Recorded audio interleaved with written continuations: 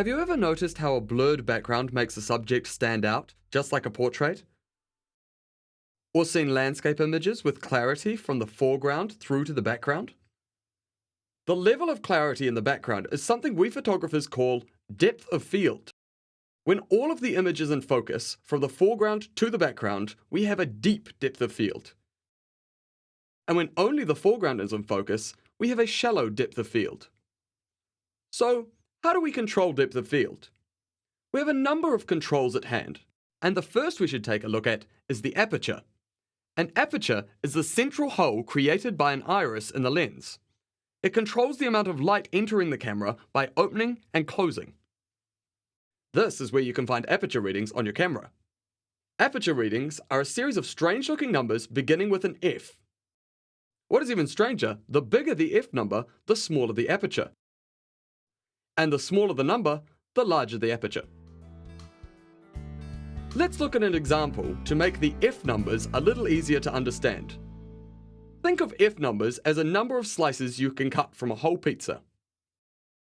Take two examples, F2 and F22.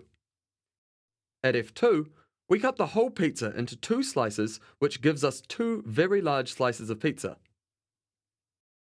At F22, we cut the whole pizza into 22 slices, giving us 22 very small slices of pizza.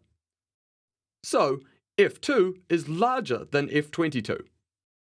It's that easy. Using different aperture settings will have a dramatic effect on your photos. Big apertures, such as f2, f2.8, or f4, will create a shallow depth of field with a blurred background. While small apertures, like f16 or f22, create a deep depth of field with a sharp background. We have a couple of other tricks up our sleeve to help control depth of field. Both the focal length of the lens we use and the shooting distance from our subject can affect our depth of field. Let's look at focal length first. Focal length varies when you zoom. The more you zoom in, the longer the focal length. The more you zoom out, the shorter the focal length. At any given aperture setting, if we increase or decrease the focal length, we will affect the depth of field. Take a look at these two examples. Both are shot at an aperture of f5.6. Our first image with a focal length of 16mm has a much sharper background, while our second image at 200mm has a blurred background. The other way we can affect our depth of field is to vary the distance from our subject.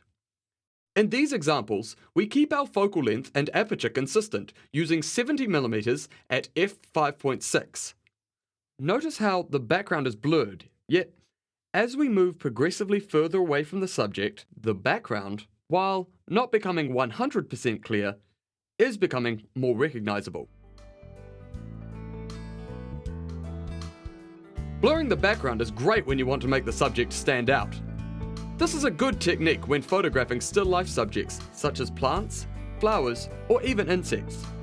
It is also particularly useful when you want to draw the viewer's attention to the subject, or maybe when you have a messy background that you want to make less recognizable. Sharp backgrounds are great when you want to create a sense of space and capture the depth as our eyes see it. They are particularly useful when shooting landscapes, travel photos, and general photos of people and the environment.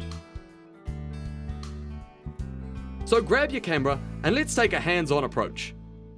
To have best control of depth of field, set your exposure mode to aperture priority. Now, let's try to create a soft, defocused background while shooting a portrait.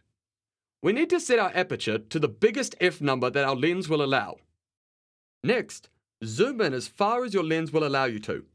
Finally, make sure you are focused on the main subject. The eyes are important in a good portrait, so try focusing on them. Notice how defocused your image is in the background. You have the desired shallow depth of field effect. Let's have a quick recap of the things we've learnt today. What is depth of field? How aperture, focal length, and distance from subject all affect the depth of field. And finally, in what situations do we use various depth of field settings? Now that you're familiar with depth of field, make sure you check out the other tutorials in the series and see how else you can take creative control of your camera.